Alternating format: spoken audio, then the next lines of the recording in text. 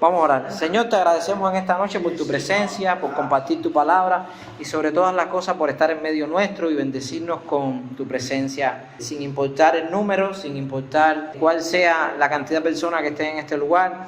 Tú estás aquí, Señor. Podemos sentir tu presencia y tu cuidado en todo momento. A ti sea la gloria por eso, porque vinimos a honrar tu nombre, Señor. Y para eso lo mismo es mucho o poco, porque tú vas a ser glorificado. Amén. Pablo empieza diciéndole a los corintios, en cuanto a las cosas de que me escribiste, bueno le sería al hombre no tocar mujer, pero por causa de las fornicaciones, cada uno tenga su propia mujer y cada una tenga su propio marido. El marido cumpla con la mujer el deber conyugal y asimismo la mujer con el marido. La mujer no tiene potestad sobre su propio cuerpo, sino el marido, ni tampoco el marido potestad sobre su propio cuerpo, sino la mujer. No os neguéis el uno al otro, a no ser por algún tiempo de mutuo consentimiento, para ocupados sosegadamente en la oración y volveos a juntar en uno, para que no os tiente Satanás a causa de vuestra incontinencia. Mas esto digo por vía de concesión, no por mandamiento. Quisiera más bien que todos los hombres fuesen como yo, pero cada uno tiene su propio don de Dios, uno la verdad de un modo y otro de otro. Digo pues a los solteros y a las viudas que bueno les fuera quedarse como yo. Pero si no tienen don de continencia, cásense, pues mejor es casarse que estarse quemando. Pero a los que están unidos en matrimonio, mando no yo, sino el Señor, que la mujer no se separe del marido. Y si se separa, quédese sin casar, o reconcíliese con su marido, y que el marido no abandone a su mujer. Y a los demás yo os digo, no el Señor, si algún hermano tiene mujer que no sea creyente y ella consiste en vivir con él, no la abandone. Y si una mujer tiene marido que no sea creyente y él consiste en vivir con ella, no lo abandone. Porque el marido incrédulo es santificado en la mujer y la mujer incrédula en el marido. Pues de otra manera vuestros hijos serían inmundos, mientras que ahora son santos. Vamos a dejarlo hasta acá.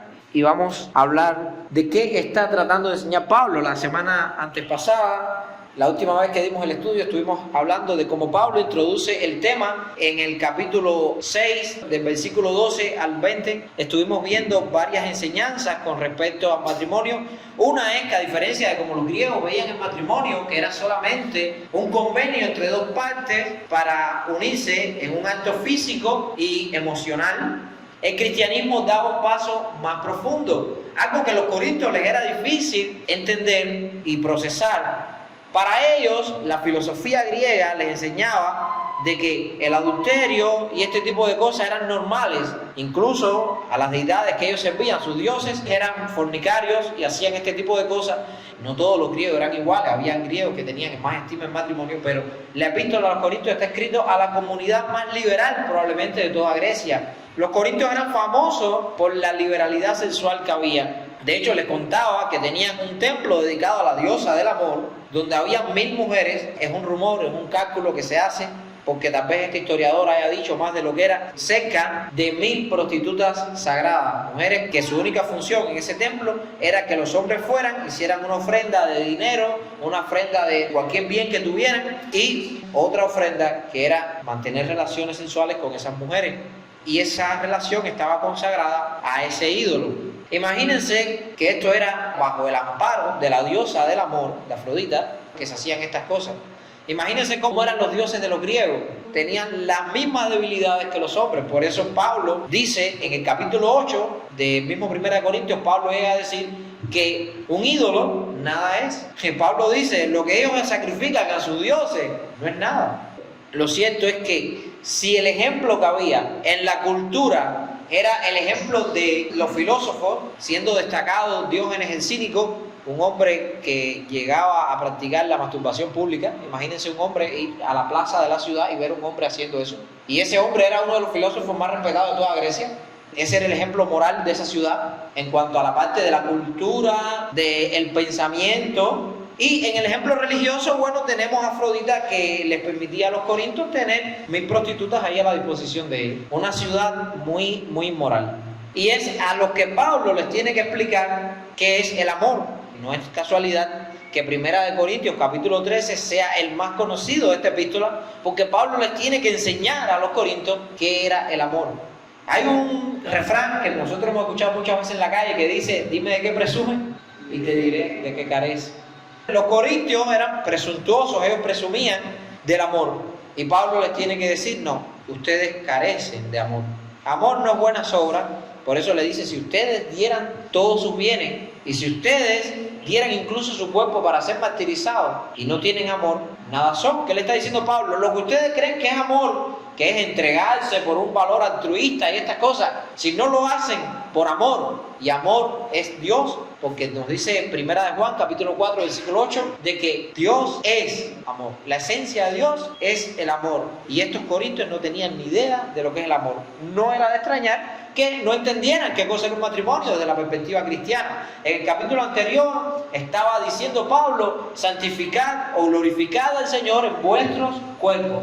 Y les está diciendo a los corintios que el matrimonio en la vida cristiana, en la cosmovisión cristiana, no tiene que ver solo con la unión corporal, que ese es el último paso. Primero las personas se unen en espíritu, luego se unen en alma y luego en cuerpo.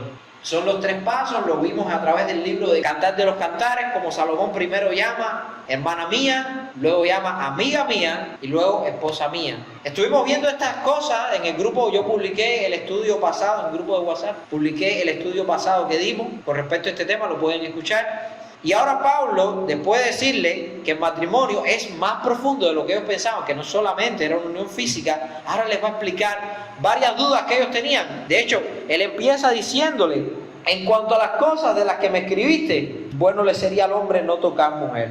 Entonces esto parece que Pablo está abogando, está defendiendo el ascetismo, y los católicos hasta hoy mantienen el voto de celibato, la castidad, pero visto desde la postura de que un buen cristiano es un célibe, una persona que se abstiene de casarse.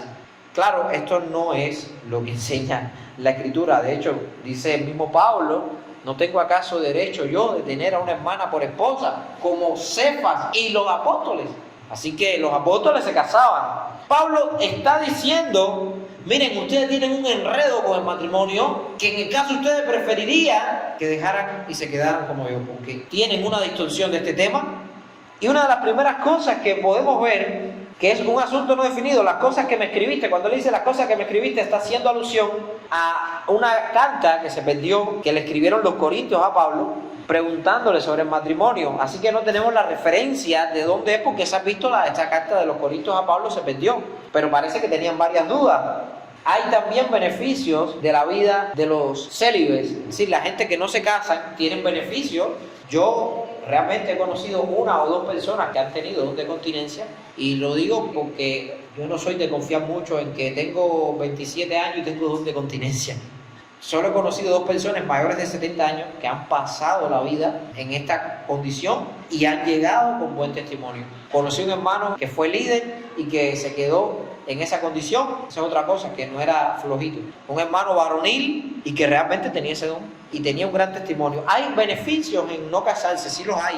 Uno de los beneficios que Pablo dice, el esposo tiene que tener cuidado de mantener a la esposa, a la familia, y la esposa tiene que tener cuidado de las cosas del marido. Dice en el versículo 34 y 35 de este mismo capítulo, él habla de las ataduras que tiene la esposa por cuanto se debe al esposo, y el esposo por cuanto debe amar a la esposa como Cristo amó a la iglesia. Y si tienes este estándar, a mí me cuesta mucho. Yo verdaderamente agradezco a Dios por la vida de grandes predicadores y de estas personas como McDowell, pero al mismo tiempo me dejan mucho que desear con respecto a su vida matrimonial. Un hombre que se pasa 3 meses, viene, se pasa 1 mes en la casa, después se va para otra cruzada y se pasa 6 meses fuera de la casa. Un ministerio brillante. ¿Y qué pasa con el matrimonio? Es que hay muchas cosas que se pueden tapar detrás de algo muy espiritual, pero después pueden pasar factura. Parece que la gracia de Dios bendijo a este apologista, McDowell, y nunca tuvo un escándalo con el matrimonio, pero eso no habla tanto de él, sino de la gran esposa que tuvo. Que pase esto, no creo que sea una forma de imitar realmente el amor que mostró Cristo por la iglesia.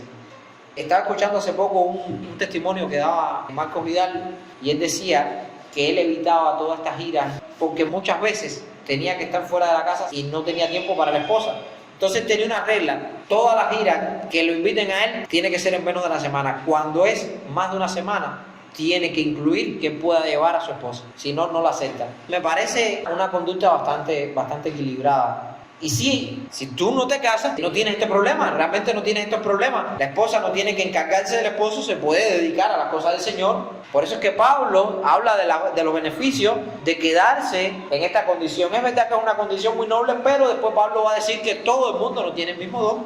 Y de hecho, por una cuestión de procreación, del mandamiento que le dio Dios a Adán y Eva de multiplicarse y llenar la tierra, es lógico que haya más personas, por abrumadora mayoría, que no tengan el don de continencia. ¿Qué es el don de continencia? Bueno, algunos piensan que el don de continencia es una persona que no tiene apetito sexual, que no siente deseos de estar con otra persona, que es una persona que nació con esa parte del ser como que muteada, como que él no siente. Y más bien el don de continencia habla de una persona no que no tiene esos apetitos, sino una persona con un dominio propio capaz de sostener eso. Puede ver una persona y le puede resultar que ve una hermana o un hermano que físicamente la atrae, que espiritualmente también la atrae, que tiene una conexión en el alma con esa persona, pero eso no pesa más que el dominio propio que él tiene de entender que recibió de Dios una condición de dedicarse en cuerpo y alma al ministerio. El Señor Jesús habla de personas que nacen eunucos, personas que nacen sin sus genitales, personas que llegan a hacerlo. Bueno, había una práctica en la antigüedad de personas que se castraban para cantar con notas más agudas. Imagínense qué sacrificio por la música. Sin embargo, dice el Señor Jesús que hay personas que llegan a ser eunucos por causa del Evangelio.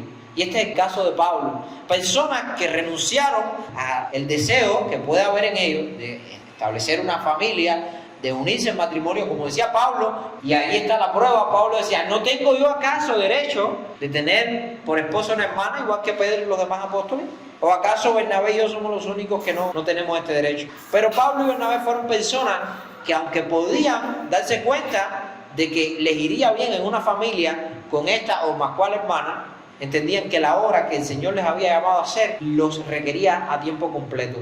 Y es lo que significa el verdadero don de celibato, continencia. Se refiere a esto, a tener un dominio propio tal que puedas fácilmente ponerte por encima de tus deseos. ¿Qué más podemos ver aquí? ¿Es obligatorio este don para ciertos ministros como Pablo?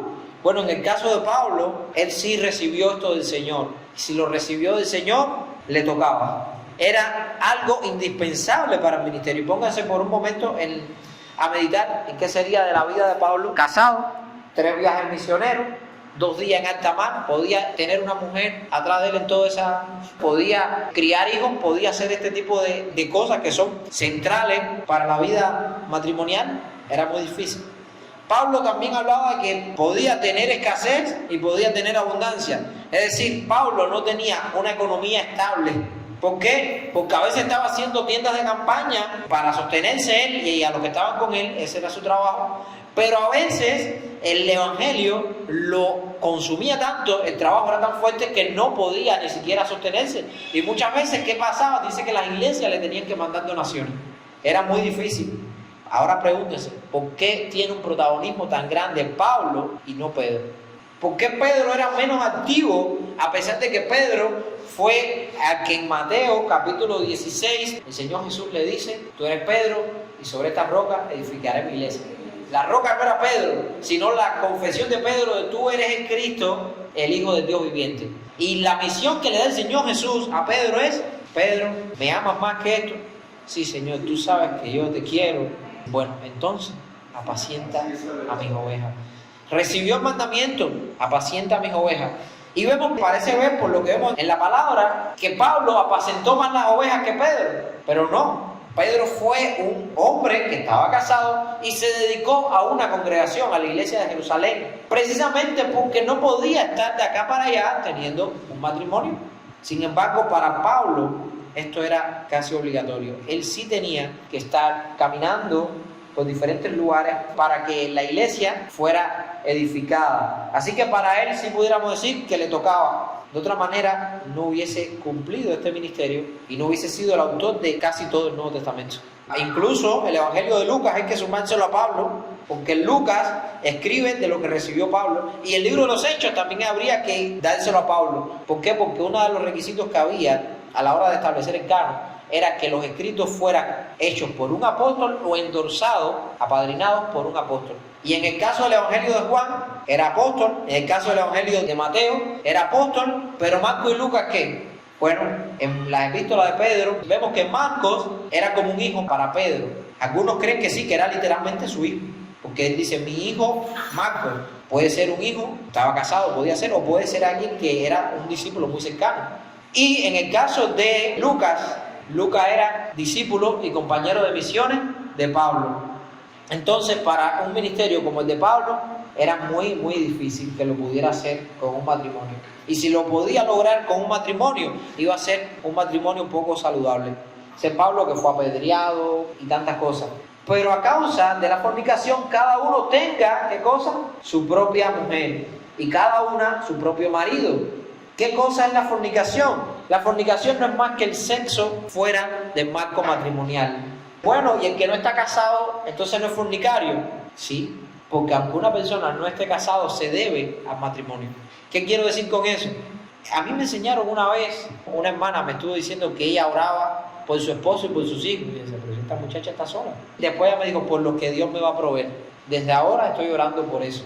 Me di cuenta que realmente ella lo que estaba era preparándose y sometiéndose a lo que iba a suceder. De esta manera, aunque tú no conozcas a tu esposo o a tu esposa, en el caso de que está soltero, tienes que guardarle fidelidad a esa persona. ¿Por qué? Porque a ti, cuando tú conoces a esa persona, te gustaría que esa persona hubiese hecho lo mismo. No sé si me hago entender con esto.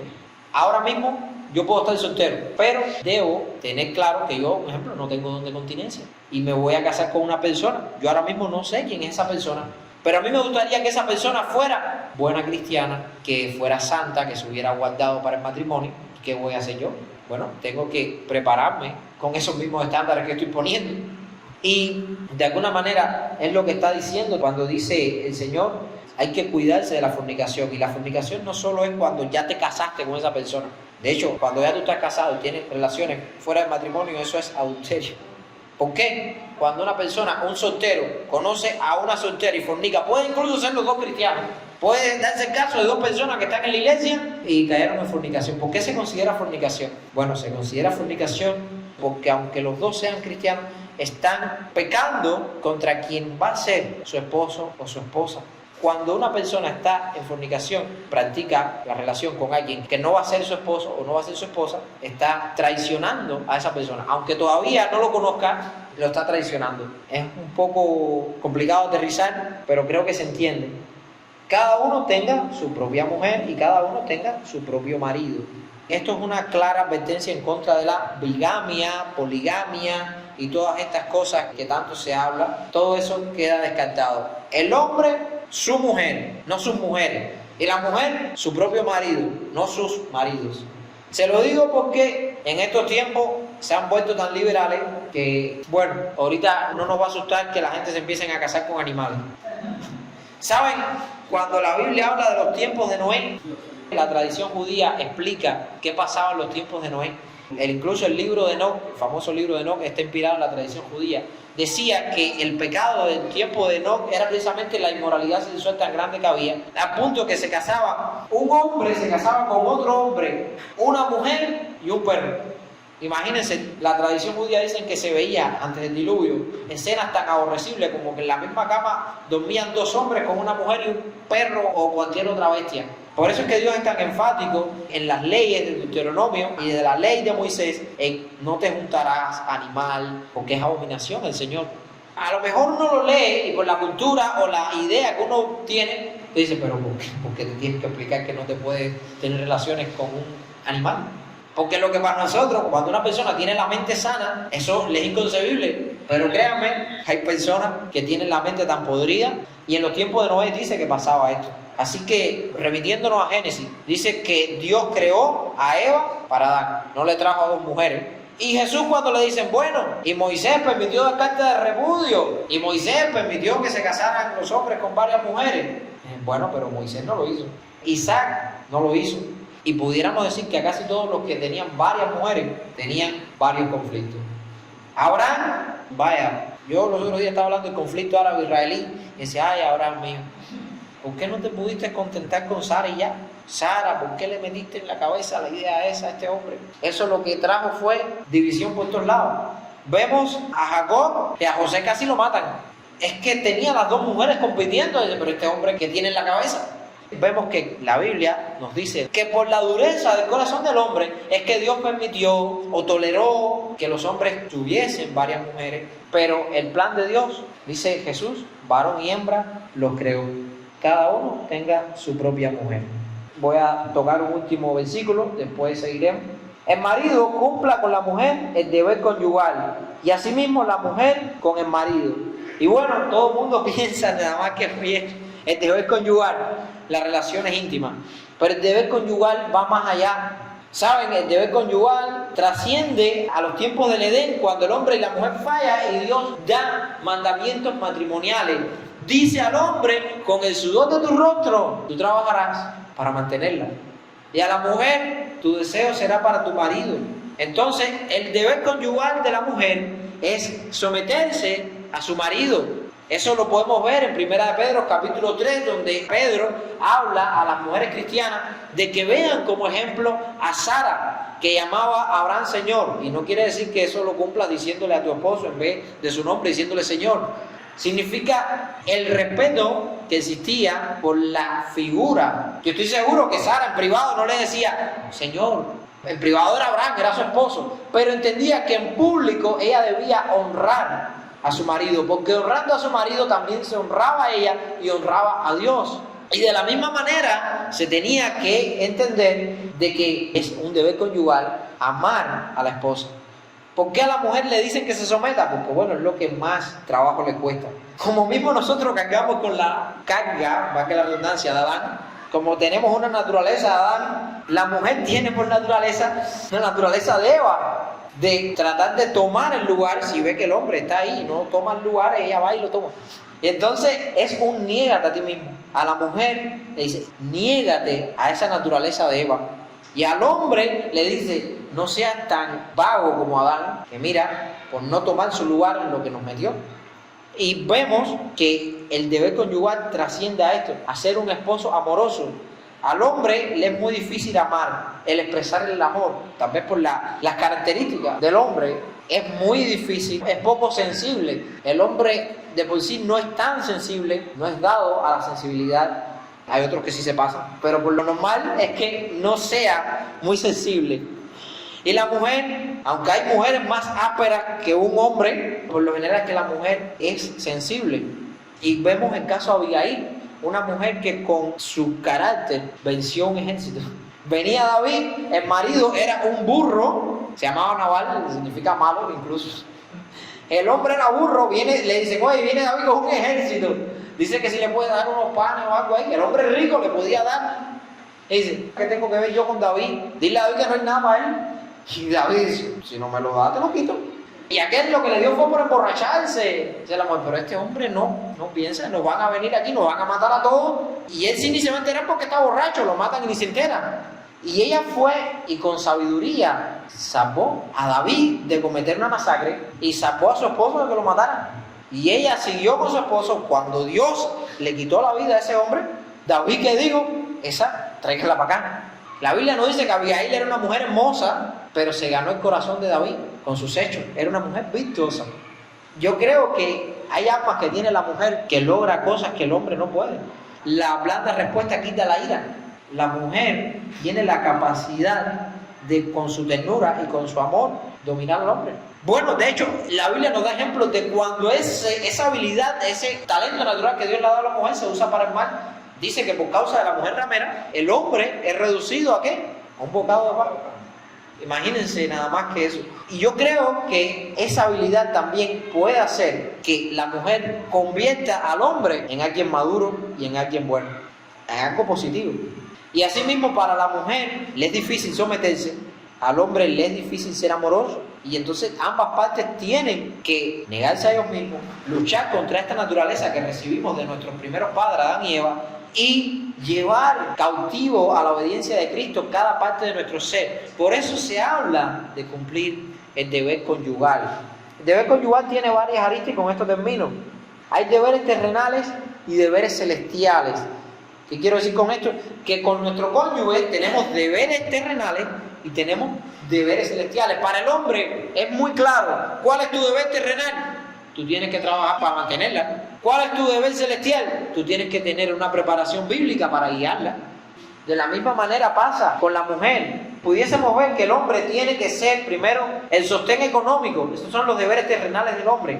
El protector y defensor. A mí, normalmente, si alguien me viene a asaltar, esto lo digo, como dice Pablo, esto lo digo yo, no el Señor. Si alguien me viene a asaltar y me dice, quítate el reloj, dame el teléfono, la billetera, yo normalmente se lo doy. Y si puedo mandarme a correr sin dárselo, me mando a correr sin dárselo. Pero si yo voy con mi esposa, yo no puedo mandarme a correr. El hombre cristiano no tiene nunca que fajarse, tiene que evitar fajarse, las peleas y todas esas cosas. Pero si la vida de tu esposa corre riesgo y ves que no hay otra forma de entenderse, yo pienso que hay que dar piñazo para adelante para que ella corra. Hay que irle de frente al cuchillo, porque eso hizo Cristo por la iglesia. Y eso de que se pasan por el lado y se meten con tu mujer.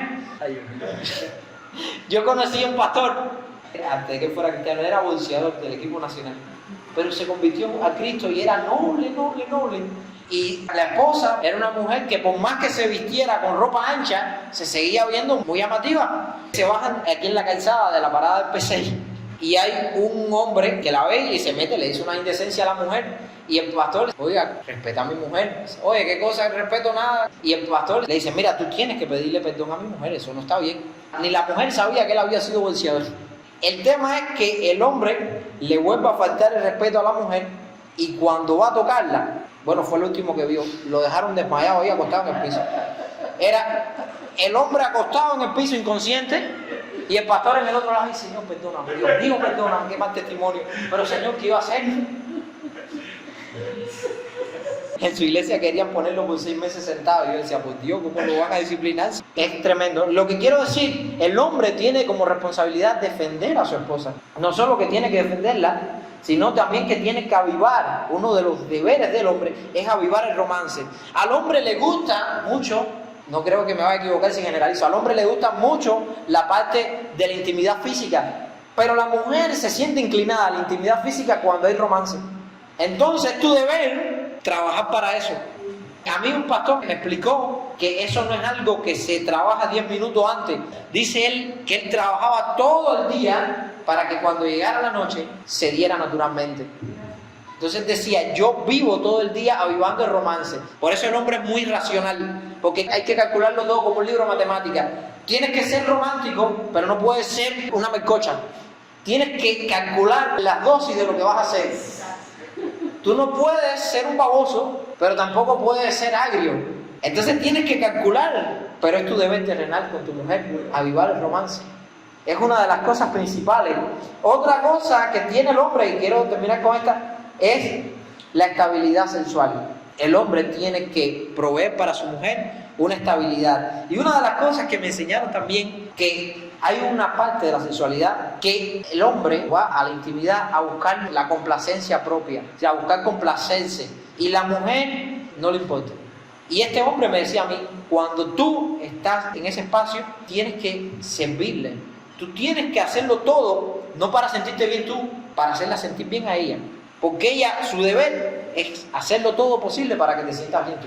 Y eso es una cosa tremenda. Tienes que saber qué es lo que le gusta a tu esposa y en base a los conocimientos, que claro, lo van a ir adquiriendo en la experiencia, el hombre tiene que saber todo lo que le gusta a la esposa en la intimidad y trabajar para que ella se sienta bien. De la misma manera, debiera ser al revés. También la esposa... Sí, es muy importante. Sí. Pero yo creo que que se puede lograr. El esposo tiene deberes celestiales.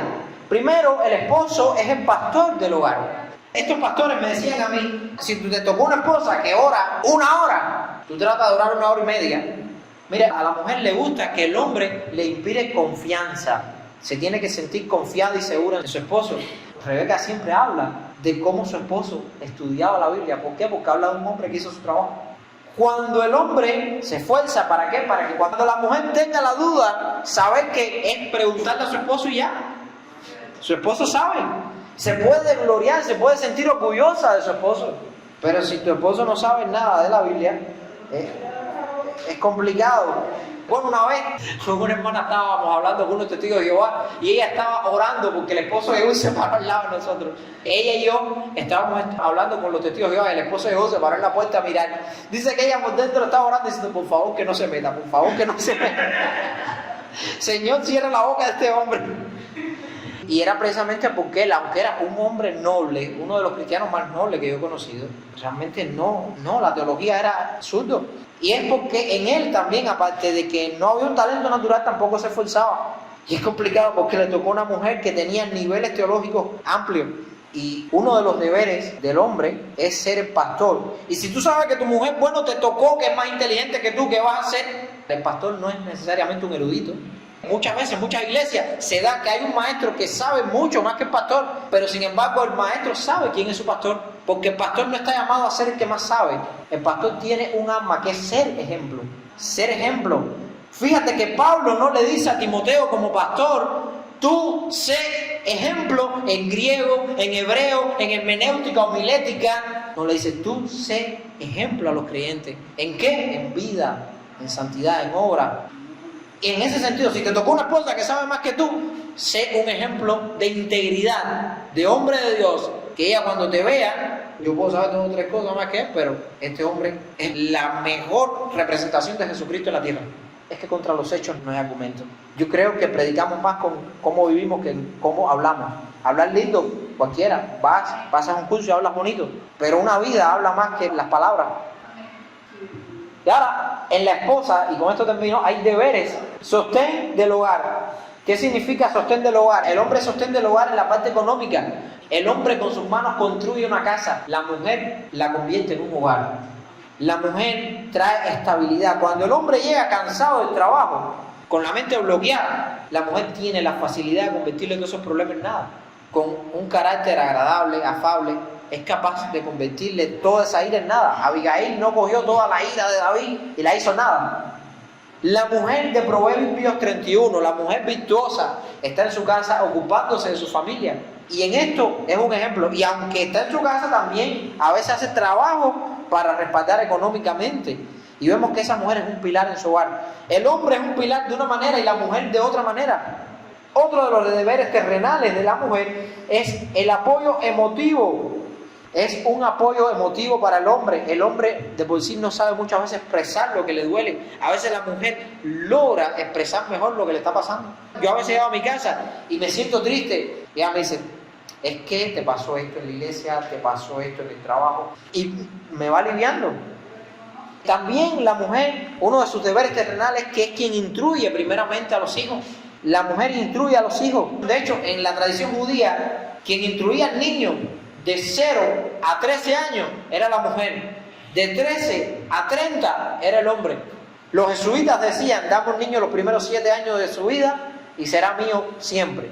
Para que ustedes vean los cálculos que hacían estas personas, los jesuitas decían que podían, con lo que instruían a un niño en 7 años de vida, tenerlo esclavizado por siempre.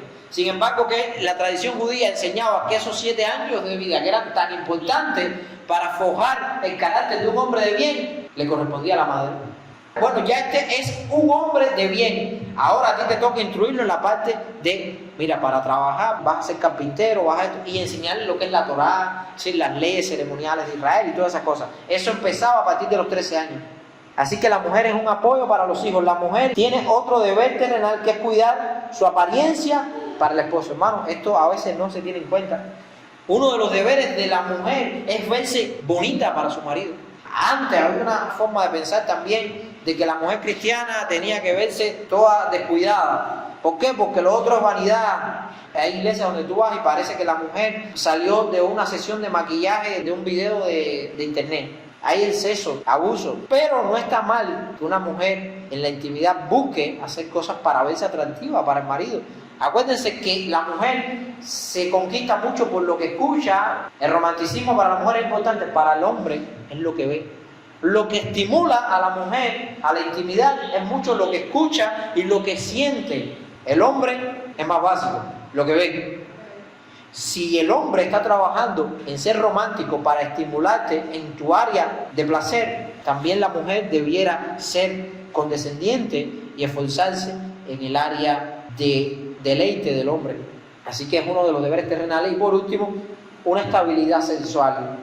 Eso de que me duele la cabeza, no sé qué cosas, todas esas cosas, a Dios no le agrada. Negarte a cumplir el deber conyugal es una cosa bastante seria, tanto del hombre a la mujer como de la mujer al hombre, porque de alguna manera está anulando el pacto que hicieron. Se unieron porque desearon ser una sola carne, si no se hubieran quedado como amigos.